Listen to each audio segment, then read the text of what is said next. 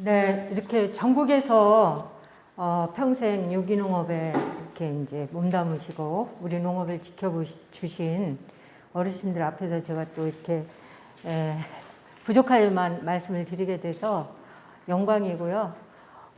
친환경 무상급식은 사실은 여러분들이 다 같이 했기 때문에 지금 전국적으로 이루어지고 있는데 그 안에 어떻게 우리가 이제 여러분들이 생산한 것들이 직접 들어가서 공급되도록 할 것인가 하는 부분이 이제 중요한 오늘의 과제일 것 같아요. 그러니까 학교급식뿐만이 아니라 제가 이제 공공급식으로 한 거는 학교급식은 학생들만 하지만 이제 공공급식 영역으로 하면 영유아부터 어르신들 복지시설, 군대급식 이런 것까지 다 포함되는 거거든요.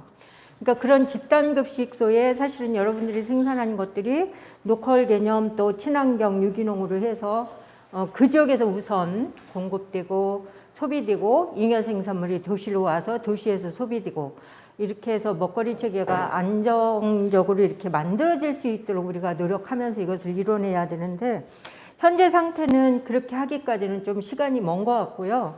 우선은 현황이나 이런 내용은 여러분들이 더 잘 아실 것 같지만 그럼에도 불구하고 좀 내용을 함께 공유하면서 오늘 말씀드리고 싶어요. 현재는 제가 이제 95년도부터 아이 지금 34살, 39살 먹은 두 아이들이 초등학교 다닐 때 학교에 들어가서 학교급식의 현실을 직면하고 학교급식이 너무 엉망이다. 그리고 저는 이제 농민의 딸이니까 충남 청양에 지금도 부모님이나 동생들이 농사 짓고 있습니다. 근데 이제 학교급식에 수입 농산물이 많이 들어오고 그 다음에 저가의 저질의 식재료가 들어와서 우리 아이들이 식중독에 걸리고 등등 이런 현실들을 보면서 그때 처음으로 먹거리에 대해서 관심을 가졌습니다. 그래서 이제 학교에서 학부모들하고 같이 우리 아이들이 먹는 학교급식을 어떻게 개선할까 이렇게 고민하게 된 게 이제 사실은 그때부터 시작해서 지금까지 친환경 무상급식과 먹거리 운동을 해오다가 제가 작년 7월에 여기 주로 AT라고 불리는 한국농산식품유통공사에 수급이사로 가서 일을 하고 있습니다. 그러니까 여러분들 잘 아시다시피 수급 안정, 물가 안정 이 부분은 사실은 소비자의 안전한 밥상, 농민들에게 적정한 가격 보장해서 지속 가능한 농업 농촌을 만들게 하는 것 이런 것들이 이제 같이 있는 건데 정부가 이제 추진하는 것들을 가서 보니까 주로 이제 물가 안정이 안 되면 물가 문제가 발생하면 아무튼 정부는 기재부터 청와대부터 기재부 농식품부가 아무튼 일제히 방법을 세워서 저희한테 이렇게 해라 이렇게 이제 지시하면 그걸 실행하는 게 우리 AT더라고요. 그래서 이제 지금 그 일을 하면서 또 같이 조금 더 거기서 더 우리나라 안전한 먹거리 안정적으로 전 국민의 밥상에 올리려면 AT가 이후로 어떻게 변하는 게 좋은가 이런 것들을 제가 이제 같이 일하는 우리 이제 수급본부에 계신 분들이 한 150여 명 되는데 그분들하고 이런저런 고민을 하고 식량 안보를 위해서 AT가 무엇을 할 것인가 이런 것도 좀 우리가 주도적으로 논의하자. 농식품부가 시키는 일만 하지 말자. 이래가지고 이제 그런 공부도 하고 현장에 계신 분들 이렇게 이제 만나 뵙고 이렇게 하고 있습니다. 근데 이제 원래 제가 95년도부터 먹거리 운동을 한 20여 년 하다 보니까 농민들을 많이 만나고 어르신들한테 배운 게 있지만 정말 내가 많이 모르고 있구나 이런 생각들을 이번에 AT에 들어가서 또 한 번 뼈저리게 느꼈습니다. 이미 요즘은 어딜 가나 또 그리고 현실 속에서 우리가 직면하고 있는데 제가 여기 와서 더더욱 식량 안보 그다음에 유기농업이 우리 사회나 전 세계의 희망이다라는 것을 더 확신하게 되는 게 최근인 것 같아요. 그래서 사실은 이 자리에 계신 분들은 우리 한국뿐만이 아니라 한국 국민의 건강한 밥상뿐만이 아니라 전 세계가 지금 탄소 중립 실현을 위해서 열심히 노력하고 있잖아요. 그런 것들을 앞장서서 이미 오래 수십 년 전부터 실천해 오신 분들이 이 자리에 계신 분들인 것 같습니다. 그런 측면에서 저는 이제 소비자 입장에서 다시 한번 이 자리에 계신 분들에게 감사를 드리고요. 제가 오늘 말씀드리려고 하는 거는 기후위기는 곧 먹거리 위기다. 이미 현장에서 여러분들이 여실히 체험하고 있을 거라고 생각하고요. 이제 이런 현실과 문제를 보면서 학교급식이나 공공급식이 현재 어떻게 이루어지고 있고 지역 푸드 플랜이 어떻게 이제 먹거리 정책이 어떻게 이루어지고 있는가를 보면서 그 안에서 유기농업에 종사하시는 포도 이런 부분들이 어떻게 공공급식 영역에 들어가야 되는가, 그것을 위해서 이 자리에 계신 분들이 어떻게 해야 되는가. 근데 사실은 여러분들은 유기농업 농사만 집중하셔야 되고 여러분들이 소속한 지자체나 현 정부가 그런 부분들을 적정 가격을 보정해서 직거래로 아이들 밥상, 어르신들 밥상 등등에 잘 들어갈 수 있도록 이런 시스템을 만들어야 되는데 아직은 우리가 대다수가 시장 의존적이어서 업체들에 의존해서 이제 업체들의 주머니만 불려주는 먹거리 체계로 만들어져 있어서 여러분들이 더 힘드실 수 있겠다 이런 생각이 들고, 제가 아는 거는 없지만 서울시의 공공급식 정책, 친환경 무상급식 정책을 어쨌든 처음부터 이렇게 같이 쭉 정책을 짜고 실행하도록 만들어 놓은 사람으로서 그러면 이후로 어떻게 바라보고 현재 상황을 바라보고 우리가 무엇을 준비해서 어떻게 그런 이제 서울이나 수도권 공공급식에 이제 여러분들이 생산하는 포도들이 잘 들어갈 수 있도록 할 것인가, 이 부분을 같이 답을 찾아야 될 것 같아요. 근데 저는 이제 현재 시스템이 어떻게 돌아가고 있는가만 여러분들한테 말씀드릴 수 있는 거죠. 그래서 이제 여러분들이 이렇게 접근하기 편하도록 구조는 만들어 놨지만 현재는 또 이제 저희가 나오고 박원순 시장이 그만두고 나서는 저희가 만들어 놓은 거를 지금 없애려고 하는 이런 상황에 처해져 있어요. 그래서 이제 그런 부분들을 좀 바로 잡아내는 것도 또 우리의 과제일 수 있겠다 이런 생각이 듭니다. 그래서 뭐 이 얘기는 여러분들이 너무나 잘 아시는 것일 것 같은데 제가 이제 얼마 전에 4월 말에서 5월 초까지 우리나라에서 논제목 콩을 의무적으로 수입하는 이제 부분이 있어서 정말 논제목 콩인가? 이래서 미국에 출장을 갔었습니다. 거기에 캘리포니아에 가니까 가뭄이 너무 심해서 농지가 자연 감소되는 현황을 쭉 얘기를 하더라고요. 그쪽에 농민단체들이나 그다음에 안전성 검사를 하는 데나 계약 재배를 해서 관리해가지고 우리한테 논제목 콩을 보내는 곳이 외국 기업이었어요.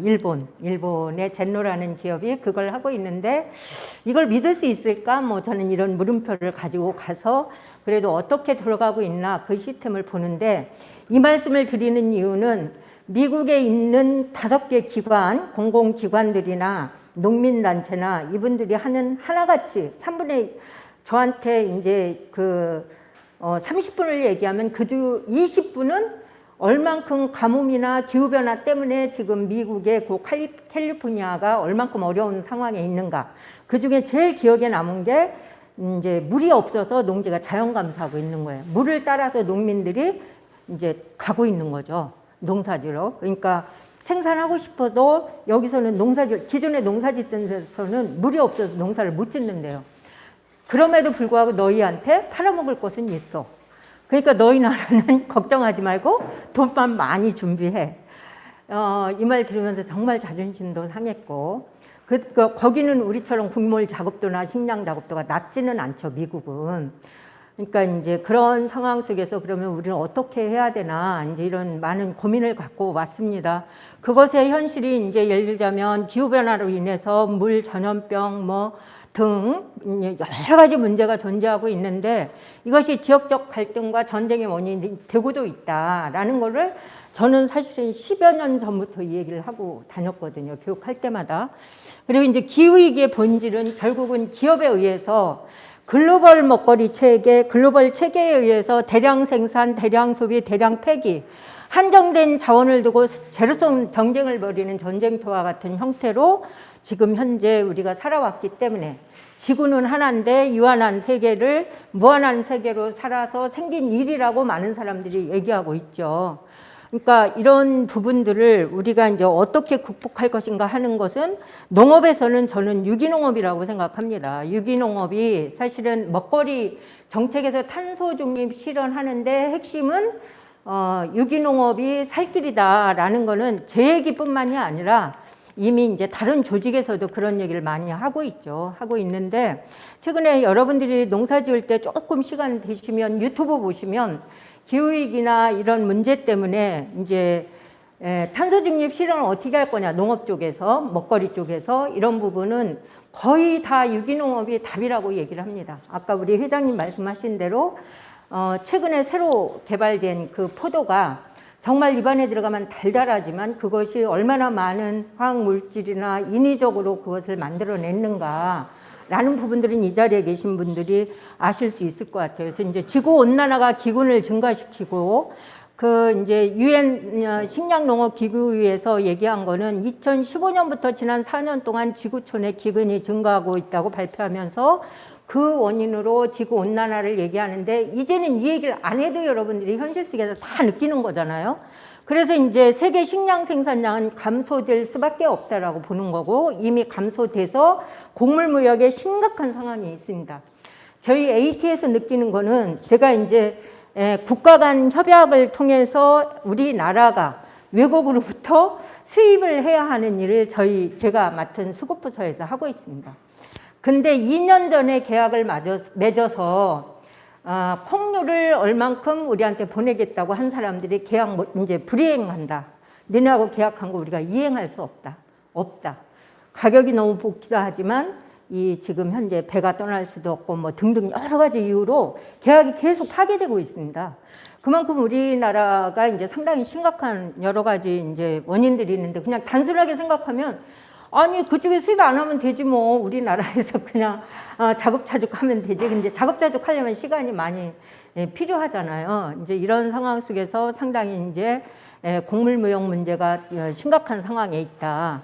근데 이제 제일 많은 사람들이 얘기하는 것 중에 현재 세계 인구 77억 명에서 2030년 되면 83억 명으로 증가하는데 식량 수요는 약 50% 증가할 것으로 예상하고 있고 2050년 되면 91억 명으로 늘어나서 지금의 생산량보다는 한 70%가 더 늘어나야 되는 것이 이제 현실입니다.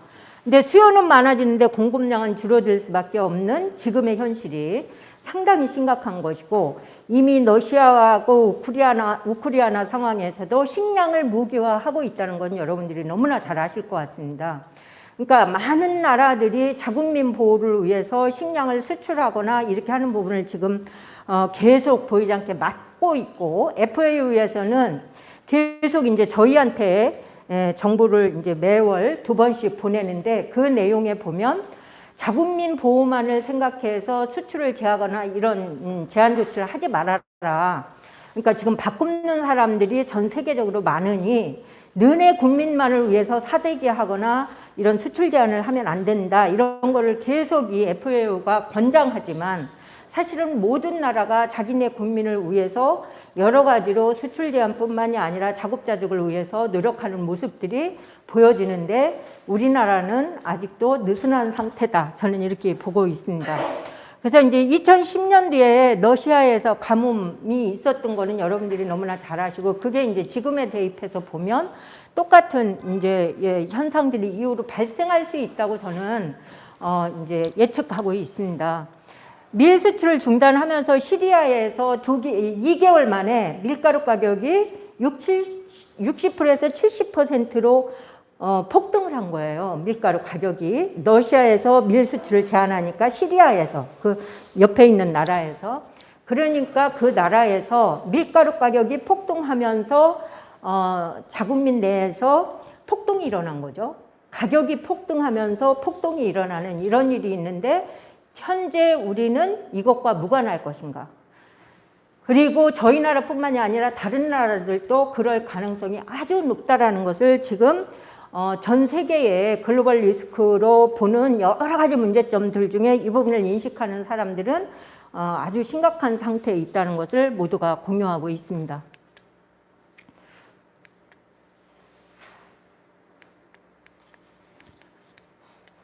이게 뒤로 안 넘어가네요. 예. 그러니까 이게 지금 2019년도에 유엔 산하 기후변화에 관한 정부 간 협의체 IPCC라는 얘기는 좀 어르신들이 들으면 어려우실 수도 있지만 제가 서울시에 있으면서 서울시 먹거리 정책을 입안할 때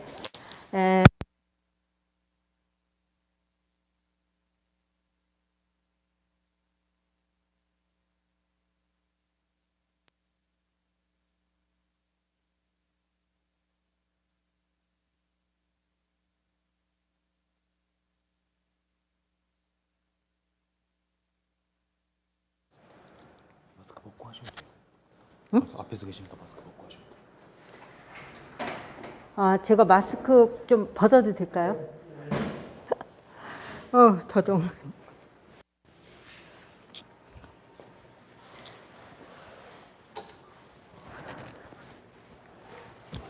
이 내용은 제가 이제 서울시에서 먹거리 정책을 입안할 때 사장님은 이제 이런 도시와 농촌이 연계해서 농촌과 함께 살 수 있는 먹거리 정책을 짜라고 지시해서 제가 들어가서 이제 그걸 짜고 있는데 서울시의 부시장 이하 우리 이제 실국본부장들은 현재 하고 있는 업체들이 그냥 할 수 있게 해야 된다 막 이런 것들 때문에 저희가 엄청나게 토론하고 이렇게 하면서 그 과정 속에서 저희가 이제 서울시 공무원들하고 토론하고 꽃장 토론하고 그들을 설득해내는 과정에서 이제 다른 나라에서는 어떻게 하는가 이런 것들을 보는 과정 속에서 IPCC 총회에서 지구온난화로 인한 최악의 위기를 피하려면 2030년까지 온실가스 배출량을 45% 감축해야 된다는 것이고요.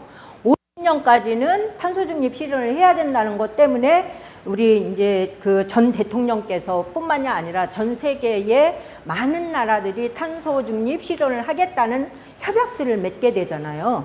그러니까 이제 이런 과정 속에서도 이 IPCC 보고서를 만들기 위해서 참여했던 52개국의 107명의 과학자들이 한 말이 있습니다.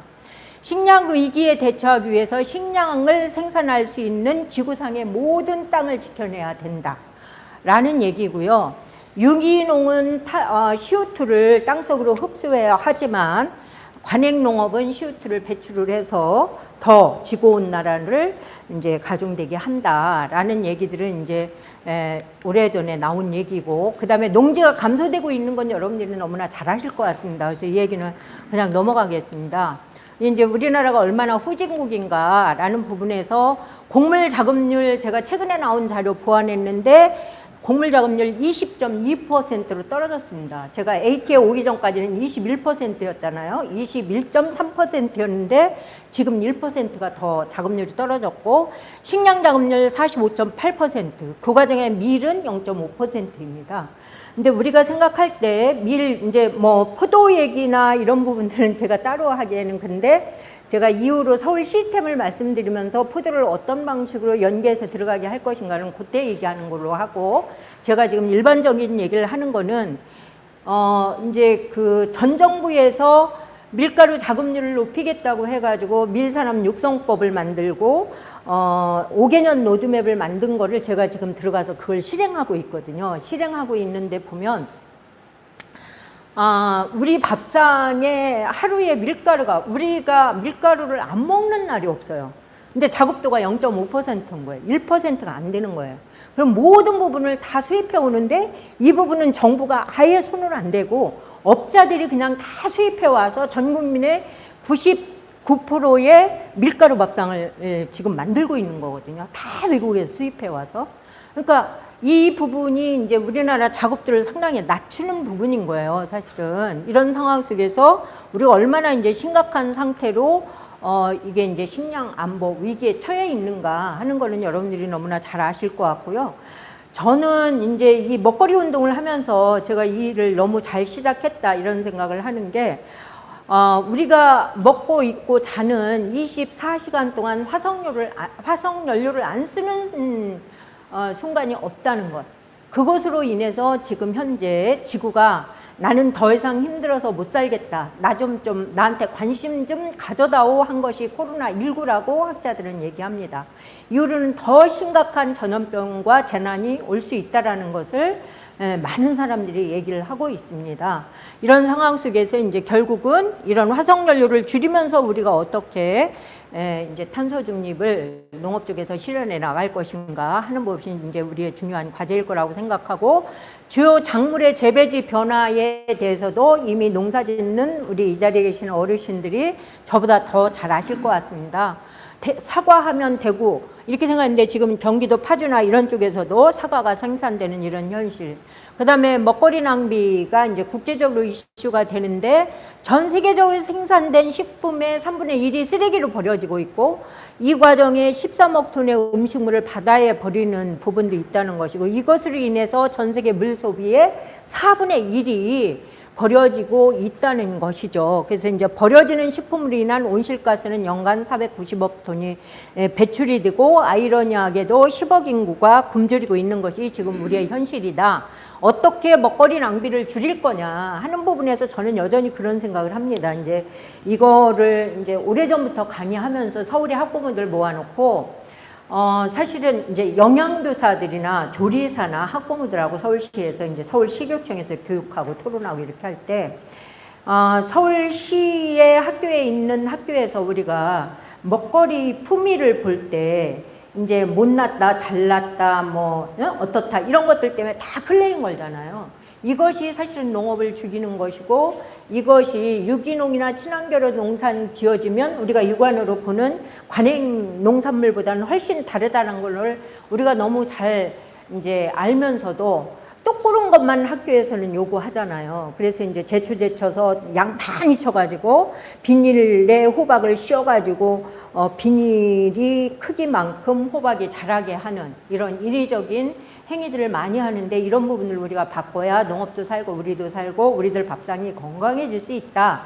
이제 이런 것들을 갖고 서울시에서는 이제 매년 2번씩 이제 공동 생산자 대회 이렇게 해가지고 영양사 한 200명, 생산자 한 200명, 서울시 합격급식의 식재를 공급하는 생산자들을 각 지역별로 오시게 해서 한 2년 동안은 토론을 하게 하니까 서로 잘했다, 못했다 가지고 싸우시더라고, 토론하는 장에서. 그러니까 생산자하고 영양교사들이 막 싸우는 거예요.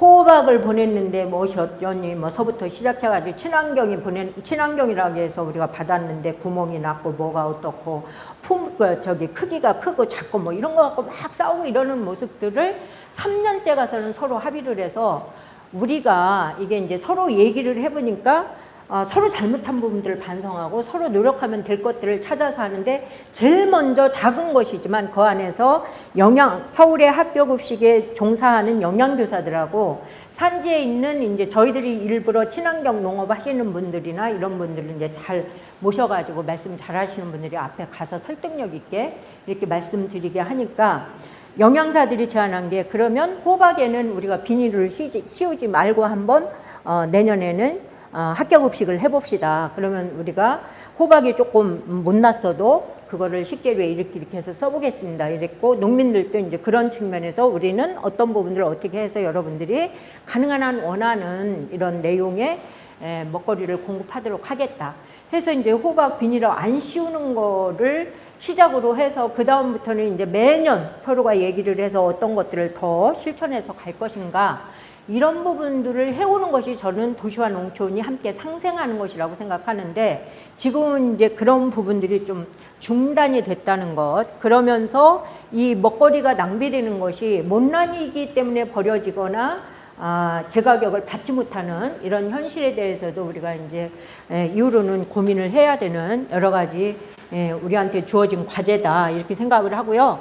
먹거리의 현실은 너무나 이제 생산, 가공, 유통, 소비 과정에서 어떤 문제들이 있는가는 이 자리에 계신 어르신들이 너무나 잘 아실 것 같습니다. 그래서 이 문제는 제가 일일이 다 얘기하지 않고 넘어가는데, 아무튼 소농이나 가족농이 위기에 처해 있고 지역 중소 생산 가공업체 공공 조달 하는 부분이 이제 이 시장의 장벽에 막혀서 어려움이 있고, 또 오늘 이 자리에 계신 분들도 이게 어떻게 하면 이 우리 국민의 밥상에 내가 생산한 좋은 포도나 이런 것들이 우리 아이들이나 이런 부분들에 잘 전달되도록 했으면 좋겠는데, 이게 어떻게 하면 될까 하는 것을 같이 이제 우리가 방법을 찾으려고 이 자리에 이제 모였다고 생각하는데, 이렇게 많은 문제들이 존재하는 형태로 지금 현재 먹거리 정책이 진행되고 있다, 이렇게 보시면 될 것 같고요.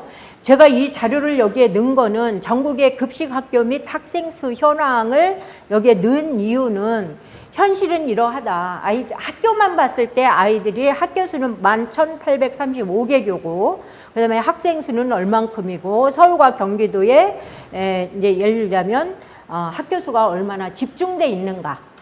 이 부분을 말씀드리는 이유는 뒤에서 이제 나오겠지만, 사실은 유럽이라는 나라에서는 이게 이제 농촌을 지속 가능하게 하려면 어떻게 해야 되나? 여기에서 보면요. 이제 농촌을 지속 가능하게 하는데 도시 먹거리 정책이 바뀌어야 된다, 이렇게 결론을 내려요. 유럽연합에서는 탄소 중립 실현을 위해서 거기는 오래전부터 노력했거든요.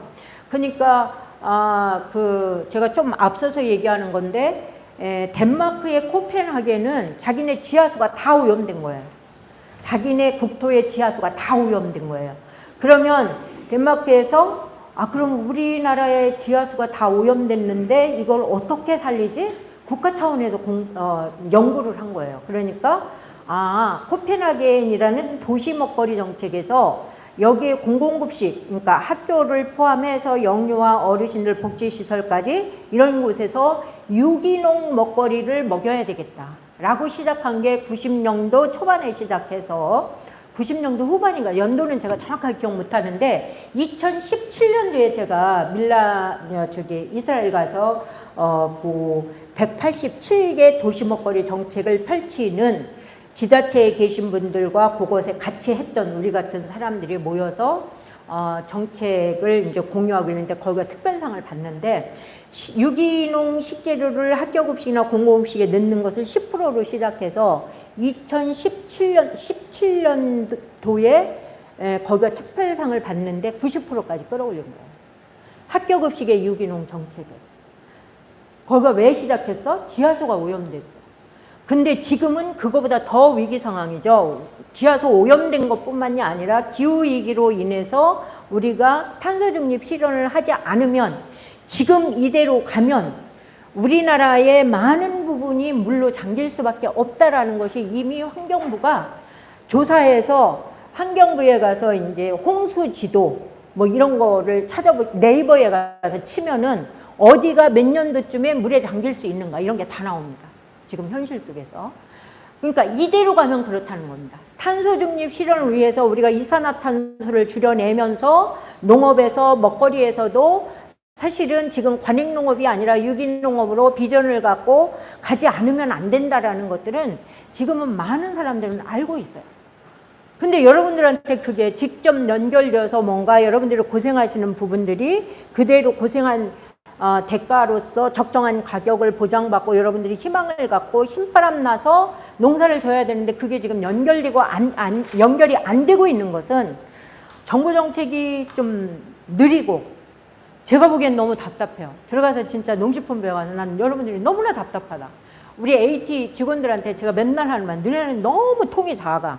좀 이거 K를 크게 해가지고 비전을 좀 넓게 갖고 전 국민을 위해서 일한다는 생각으로 우리가 좀 뭔가 의심차게, 그러니까 좀 야심차게 가보자 막 이러면서 최근에 이제 선동하고 있는데, 그렇게 덴마크 코펜하겐이 도시 먹거리 정책을 바꾸려고 하면서 유기농으로 바꾼 이유는, 핵심은 그거라는 거죠. 이게 이제 땅을 살리고 물을 살리고 생태계를 복원하지 않으면 지구상의 인간들이 되게 큰 재난을 접할 수밖에 없고 힘든 상태로 갈 수밖에 없다.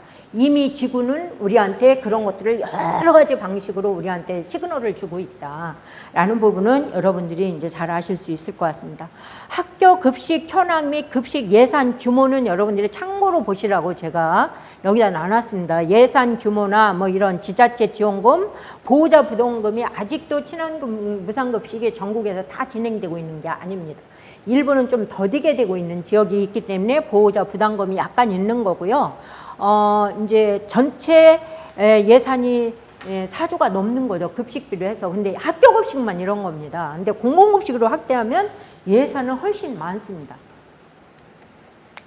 이제 친환경 농산물 합격급식에 공급한 이 공급액을 제가 여러분들이 좀 참고하시라고 여기다 넣어놨습니다. 이거는 저희 이제 몇 군데가 연구용역, 우리 AT나 이런 데서 연구용역을 줘서 나온 결과물을 그냥 여기다 이제 해놓은 건데, 이거는 연도는 이제 작년 것은 아닙니다. 2020년 정도에 나온 결과인데, 금액 대비 예를 들자면 친환경 농산물의 광역 시도별로 얼만큼의 예산이 지금 집행되고 있는가, 합격급식에 이런 부분이니까 이건 금액은 여러분들이 참고해서 보시면 될 것 같습니다.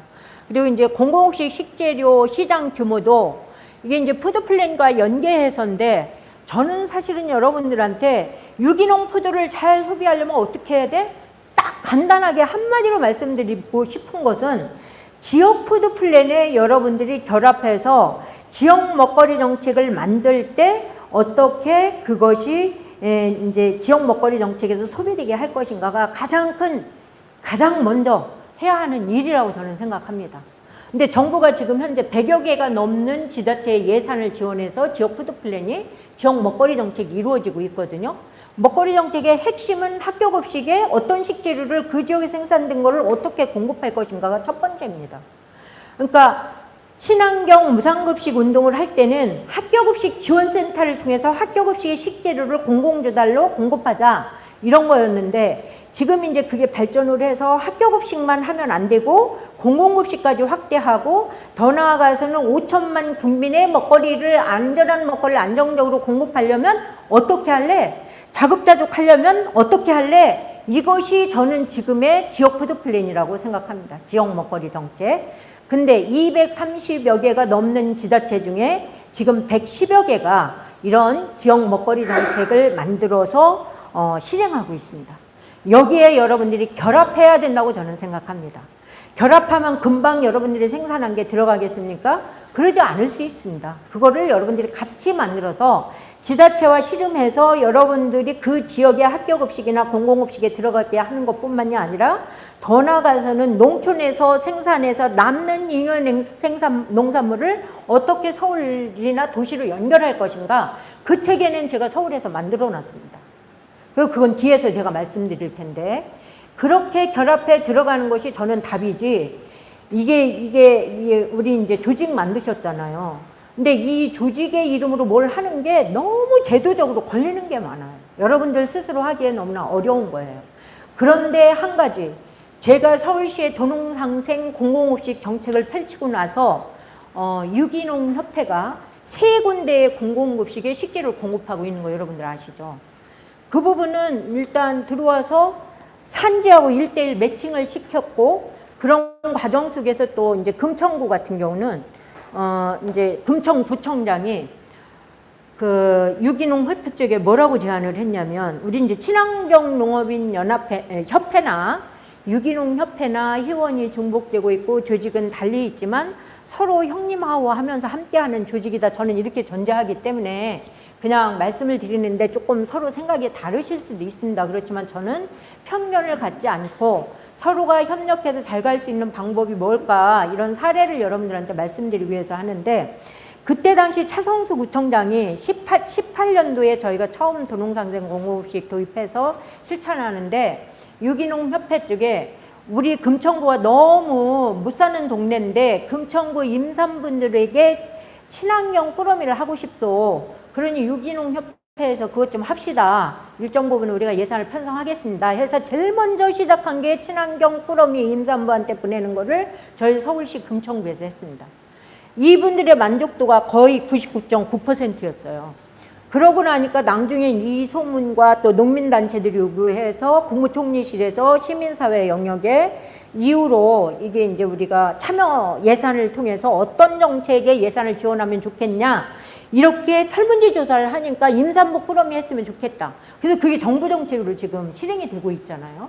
현 신정부에서도 그거 하겠다고. 바우처 친환경 꾸러미 이 부분 하겠다는 겁니다. 그 다음에 이제 몇 가지 사업은 이제 그 3가지하고 비축하겠다는 부분은 이번에 110대 과제 중에 나온 것 중에 그거거든요.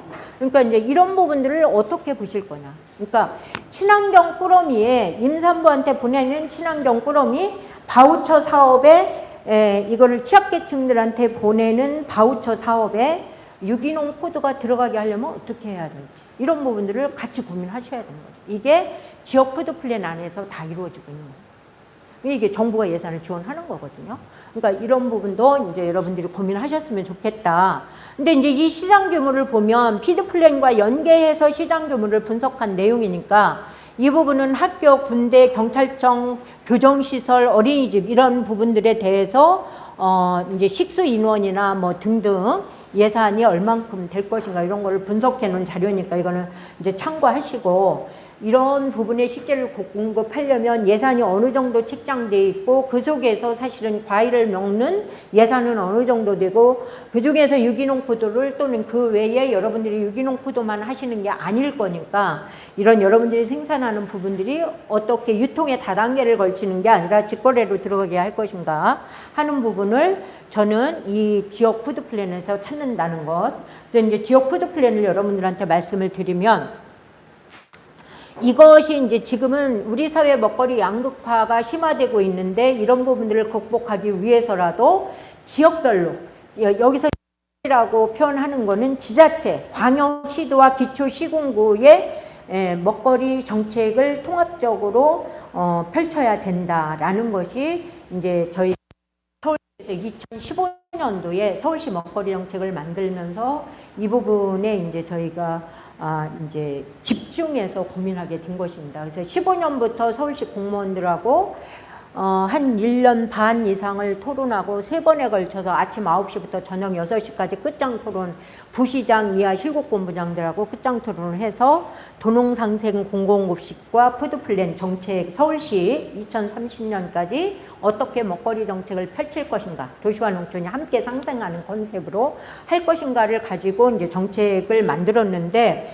이제 그것의 필요성은 사실은 여러분들이 너무나 잘 아는 거죠. 식량 안보가 위협받고 있고 작업들을 높여야 되고 뭐 이제 식량 안보를 실현하려면 우리가 어떻게 해야 되냐? 그거는 지역 차원에서 먹거리 정책을 촘촘하게 만들어가지 않으면 지금의 대한민국의 처한 현실을 극복할 수 없다는 것이 이제 저희들의 생각이었고, 생산부터 유통, 소비, 폐기 등 전 단계에 걸쳐서 체계적인 관리가 필요하다는 필요성이 증가했다는 거죠. 지금은 생산 따로, 가공 따로, 유통 따로, 소비 따로 이렇게 하면서 이 안에서 유통의 다단계를 걸치면서 엄한 사람들만 유통비용만 증가하면서 소비자는 비싼 가격에 질 낮은 것, 농민들은 질 높은 농산물을 생산했음에도 불구하고 적정 가격을 보장받지 못하는 현실에 있고, 그 중간에 있는 유통업체들만, 대기업들만 배불려 왔던 것이 우리나라라 지금 전 세계의 먹거리 체계가 그렇게 됐기 때문에 또 지구가 이렇게 힘들어하는 것이기도 하다.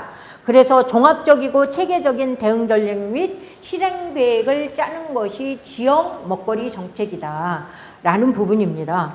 그래서 이제 그 지역 먹거리 정책을 해결하기 위해서 세계 도시 정부는 어떤 먹거리 정책을 펼쳤는가? 전 세계 인구 절반 이상이 도시에 거주하고 있다는 것을 보면서 유럽연합에 소속한 많은 나라들은 농업 농촌을 지속 가능하게 하고 우리 농민들에게 희망을 주려면 도시 먹거리 정책에서 답을 찾아야 되겠네. 이렇게 해서 협약을 맺은 게 2015년도 밀라노에서 도시 먹거리 정책을 협약하는 겁니다. 그래서 이제 그 내용을 여러분들이 보시면 되게 다양한 내용들이 156가지의 내용들을 협약을 했는데, 그런 부분들을 참고해서 지금 우리나라에서도 지역 먹거리 정책을 만들고 있는 것이다. 이렇게 보시면 될 것 같고요. 여기에서 이제 잡은 키워드들은 먹거리 불평등을 해소해야 된다. 그 사회가 가난한 이유로 뭐 또는 여러 가지 불평등 때문에 먹거리 불평등이 이루어지면서 건강이 또 안 좋아지고 이렇게 하면 안 된다라는 부분들이 우리나라뿐만이 아니라 전 세계가 먹거리 불평등을 해소해야 된다. 그 다음에 모든 국민에게 먹거리 접근성을 강화하는데 어떤 먹거리 접근성을 강화시켜 줄 것이냐 하는 핵심은 질 좋은 먹거리인 거죠. 여러분들이 생산하는 것처럼 유기농, 생태계를 살릴 수 있는 이런 생명을 살리는, 사람 생명뿐만이 아니라 땅 안에 있는 모든 생명을 살리는 유기농업이야말로 도시와 농촌이 함께 상생할 수 있는 것이다 라고 해서 다른 나라에서 만든 것이 이제 접근성을 강화하고 먹거리 불안을 해소한다는 것도 안전하지 못한 먹거리들이 밥상에 올라오는 거는 문제니 안전한 먹거리가 어떻게 공급되게 할 것이냐. 그리고 먹거리 사슬 강화 및 촉진, 이 부분이 제가 앞에서 말씀드린 대로 먹거리 체계가 시장 의존적으로 만들어진 부분들을 이제는 소비자와 농민이 직접 만나고, 그래서 노컬을 중심으로 해서 좋은 먹거리를 안정적으로 공급할 수 있는 먹거리 체계를 만들어야 된다. 지구 생태계에 기여해야 된다. 이런 일은 여러분들 그동안 해오신 거잖아요. 그래서 여기 하단에 보면 덴마크의 코펜하겐의 집에서 뭘 하고 있는가. 여기 이제 두 번째 먹거리 접근성 강화에서 요게 지금 제가 앞에서 유기농 10%에 10%에서 시작해서 코펜하겐의 90%까지 끌어올린 게 이 사례입니다. 그래서 여러분들이 혹시 유기농 협회에서 어디 해외 출장을 갈 일이 있다면 덴마크에 가셔서 코펜하겐이라는, 그게 뭐냐면 우리나라 먹거리 통합 지원 센터가 지금 각 지역별로 만들어지고 있는 것과 똑같은 것입니다. 우리나라는 지역 먹거리 정책, 제가 말씀드린 푸드 플랜 정책을 수립하는 지역은 다 먹거리 통합 지원 센터를 만들고 있습니다. 그것이 학교급식 지원센터, 공공급식 지원센터, 네, 학교급식센터, 공공급식센터에서 이제 발전해서 먹거리 통합 지원센터로 만들어서 먹거리 정책을 통합적으로 운영하는데, 그 부분의 핵심은 공공급식 영역을 어떻게 공공조달 체계로 이제 만들어낼 거냐가 핵심입니다. 그 공공조달 체계에 우리 이 자리에 계신 농민들이 함께 참여하시면 저는 이 문제는 자연히 해결된다고 생각합니다. 여러분들이 서울에 먼저 어떻게 할까? 이거는 너무나 멀지만 여러분들이 소속한 지자체에서 지역 먹거리 정책이, 지역 푸드 플랜이 정부로부터 지원받아서 진행되고 있는가? 먹거리 통합 지원센터가 있는가? 이걸 확인하시고 통합 지원센터가 있고 이러면 여기에서 운영하는 거버넌스에 여러분들이 참여하시면 어떻게 이제 이런 것들을 공급할 것인가 하는 방법은 그 안에서 여러분들이 다 찾을 수 있다고 생각합니다. 그래서 여기에 이제 덴마크 코펜하겐은 이제 유기농 90%까지 끌어올렸다는 것이고, 브라질 공공급식은 제가 이제 이 현물급식을 지금 계속 주장하고 있는데, 작년에 AT에 가서 우리밀 소비 촉진을 위해서 학교급식에서 좀 우리밀을 써달라, 대한영양사 협회하고 제가 이제 워낙에 오랫동안 그들하고 관계를 했으니까 써달라 이렇게 얘기를 하니까 현물급식 하면 제일 좋다는 거예요. 근데 제도가 다 만들어졌어요. 제가 급식운동할 때는 제도가 문제가 돼서 그걸 못했거든요. 근데 지금은 제가 그 법은 나중에 필요하다 하면 다 이제 드릴 텐데, 일단 지금 수산물은 현물급식을 하고 있어요. 일부. 그러니까 해양수산부가 예산을 수협에다 지원해가지고 프로젝트를 신청하니까 우리는 학교급식에 현물급식을 하겠어, 수산물을. 이렇게 해서 프로젝트를 했으니까 해양수산부가 돈을 줬어. 그러니까 그 돈을 갖고 예를 들자면 학교에다가 뿌렸어요. 이걸 신청할 때 있으면 신청해라. 신청하면 우리가 수산물 너네가 학교급식을 통해서 메뉴를 통해서 신청 우리가 갖다 줄게. 이렇게 된 거예요. 그러면 이제 학교가 그럼 우리는 그거 신청할래. 이러면 수협에서 그냥 그 학교에서 고등어 몇 마리, 뭐 몇 마리 이렇게 하면 신청하면 그냥 수협에서 갖다 줘. 학교에다 돈을 주는 게 아니라 현물로 갖다 준다는 거예요.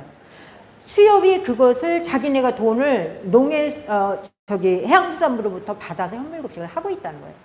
브라질이 그것을 성공적으로 하다가 그 대통령이 진보 쪽의 대통령이었는데 그분이 떨어졌고 지금 다른 사람이 하면서 그 정책을 아예 없앴대요. 근데 우리 지금 AT에서 파견된 친구가 이사님 빨리 한번 브라질에 오세요. 자기가 그런 부분 다 알아서 브라질의 현물급식이 어떻게 진행됐는지 이제 지가 다 이제 컨택 해놓는다고 오라고 그러는데, 저는 이제 현물급식을 해야 된다고 생각합니다. 현물급식은 국가가, 먹거리는 이제 상품이 아니라 인간이 살아가는데 필수제라는 건 우리는 너무나 잘 알고 있고, 근데 지금 되게 불안해요. 그러니까 이 식량 위기, 안보 문제가 직면해 있고 이런 상황에서는 정부가 예산을 편성해서 이미 학교급식은 친환경 무상급식을 하고 있잖아요. 그것을 학교에 줘서 이 사람들이 예산 결산하고 막 이렇게 하는 게 아니라 현물급식이란 그냥 그런 거죠. 학교가 아이들 건강에 좋은, 그 다음에 농촌에 직접 영향을 미칠 수 있는 좋은 식재료, 제철 식재료를 가지고 식단을 짜면 그거에 맞춰서 지방자치단체가 지금 먹거리 통합지원센터 안에 있는 공공급식센터나 학교급식센터가 학교급식에 직접 그냥 이것만 갖다 주고, 돈은 정부가, 지자체가 그냥 알아서 계산하는 형식. 그렇게 하면 학교의 업무가 줄어들어서 좋다는 거예요. 영양교사가 하는 말이. 그래서 수협에서 하는 것처럼 우리 밀도 현물로 공급해주면 우리는 얼마든지 할 수 있어요. 이렇게 얘기를 하는 거예요. 그래서 제가 농식품부에 제안했죠. 농식품부 하는 말 걸작인 겁니다. 아직은 이릅니다. 이러고 있습니다. 그러니까 뭐 얼만큼 외정이 있는지 모르겠어요. 그래서 저는 이제 이 브라질에서 했던 현물, 공공급식 내에 현물급식을 하는 게 정말 중요하다. 그러면 이제 브라질은 어떻게 했냐. 곡물같이 저장할 수 있는 부분은 미리 계약 재배를 해서 학교급식이나 공공급식에 무엇이 얼만큼 필요한가를 정확하게 계산해서 그것을 정부가 수매해서 비축해 놓고 필요할 때마다 조정해서 학교나 공공급식에 공급해 주는 거예요. 그러면 농민들한테는 어떻게 연결되냐? 적정 가격을 보장해서 수매해서 넣는 거예요. 농민들이 맨날 이 부분에 가격이 싸다 비싸다 쌀을 뭐 어떻게 해라 막 이런 요구하는 것보다는 정말 정부가 농업농촌과 농민들에게 희망을 줘서 우리 농업을 살리려고 한다면 적정 가격으로 미리 계약 재배를 해서, 저희가 지금 우리밀 수매하는 게 그렇거든요. 생산자들과 다 참여해서 농식품부에서 가격 결정을 해요. 얼마의 올해는 얼마의 밀을 수매할래? 이거를 다 같이 결정을 해서 결정된 금액으로 올해 14,000톤을 우리가 수매해서 비축하겠다라고 했는데 농민들이 아니야 19,600톤을 우리가 너네가 수매했으면 좋겠어 라고 요구를 한 거예요. 우리는 예산은 14,000톤 수매할 예산만 했는데, 근데 농민들이 정부가, 우리 AT가 이제 정부한테 예산을 받아서 이거 하는 거를 너무나 깔끔하게 잘 해주니까, 아 그러면 우리가 조금 더 할래 이렇게 해서 지금 14,000톤에서 9,000톤인데 실제로 우리가 이제 체크해보니까 17,000톤 정도 돼요. 그래서 이제 농식품부에 막 열심히 설득을 해가지고 예산 더 편성해달라고 해서 14,000톤에서 3,000톤을 더 늘려서 예를 들면 17,000톤을 수매해서 비축하거든요. 이건 온전히 정부 돈으로 하는 거예요. 예를 들자면 이러한 우리 밀이 해년마다 이렇게 올라가면 이거를 도정하고 블렌딩을 해서 학교급식에 필요한 가공품을 만들어서 정부가 넣어주면 되는 거예요. 저는 그래야 된다고 생각합니다. 그러니까 여러분들이 다르게 생각하시면, 근데 그러면 그건 곡물뿐이냐? 그게 아니라 브라질에서는 엽채류나 과일 같은 경우는 비축할 수 없잖아요. 즉시 수매해서 즉시 공공급식이나 학교급식으로 다 나눠준 거예요. 지자체나 이런 우리나라로 말하면 먹거리 통합지원센터, 공공급식센터가 그 역할을 하는 거예요. 공공의 영역에서. 이제 공무원 조직이잖아요. 이런 거 먹거리 통합지원센터가 지방자치단체가 재단법인으로 만들어서 지금 운영하도록 해서 최근에 만들어지는 먹거리 통합지원센터는 거의 재단법인으로 만들어지고 있습니다. 그러니까 이제 그런 곳에 여러분들이 훈련되는 우리 시민사회 영역에서 전문가를 거기에 우리가 파견할 수 있어야 된다고 생각해요. 그래야 농민들의 입장에서 농민들이 생산하는 어떤 푸드를 갖다 어떻게 넣을 것인가 이런 거를 고민하지, 탁상행정으로 모든 것을 결정하는 어떤 사람들이 이걸 결정하게 하면 그 부분이 이루어지지 않는다. 저는 이렇게 보고 있기 때문에 지역 푸드 플랜이 되게 중요하다. 해외 사례에서 예를 들자면 아까 우리 이제 말씀하신 대로 여기는 안 나왔는데 다른 나라는 품질을 다 정했어요. 아, 그 나라가 어디지? 여기에 그거 왜 뺐지? 거기는 어떤 식재료를 학교급식에 어떤 품위로 넣을 것인가, 유기농으로 넣을 것인가, 아니면 뭐 지금 이제 축산물 같은 경우로 어떤 걸 넣을 것인가, 논잼으로 한다, 뭐 이런 품위를 다 정했는데 저희 서울시도 그렇게 하고 있으니까 뒤에 말씀드리겠습니다. 요게 지금 지역에서 추진하고 있는 2020년 지역 푸드 플랜을 수립한 지역들입니다. 요게 17년부터 20년까지 만들어진 지역이 이렇고요. 21년이나 그 다음에 올해 년도에는 더 증가됐다는 것을 여러분들한테 말씀드립니다. 그래서 지역 푸드 플랜이 이렇게 진행되고 있다는 것까지 여러분들한테 말씀드리고요. 10분 동안 여러분들 쉬시고 뒤에 이어서 한답니다. 그래서 이 지역에 여러분들이 사시는 분들은 이걸 눈여겨서 우리 지역에서 먹거리 정책이 어떻게 펼치고 있는가 관심 가지시고 그 지역에 먹거리 통합 지원센터를 만들면 농식품부가 예산을 지원합니다. 그러니까 농식품부가 예산만 지원하는데 푸드 통합 지원센터만 지원하는 게 아니라 로컬푸드 직매장, 가공시설 이런 것들을 패키지로 지원합니다. 그래서 그런 부분들을 여러분들이 확인하시는 거가 여러분들의 1차적인 제가 볼 때는 실천 과제다. 이렇게 생각하고 10분 동안 쉬고 다시 시작하겠습니다. 예.